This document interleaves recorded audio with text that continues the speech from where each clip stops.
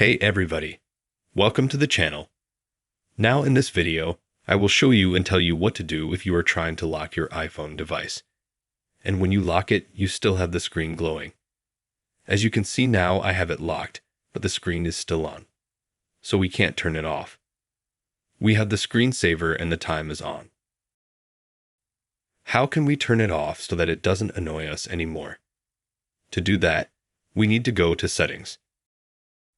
Scroll down to the bottom. Here we need to open Display and Brightness. Scroll down, then Always on Display. Now when we turn off the phone, it's completely locked, and it's dark. And we can also leave the screen to turn this setting on. And the screen would be, let's say, just no wallpaper. It would just be a dark screen. So we lock the phone, it stays in this mode. The battery will not be drained. It will just show the date, number, and also the time.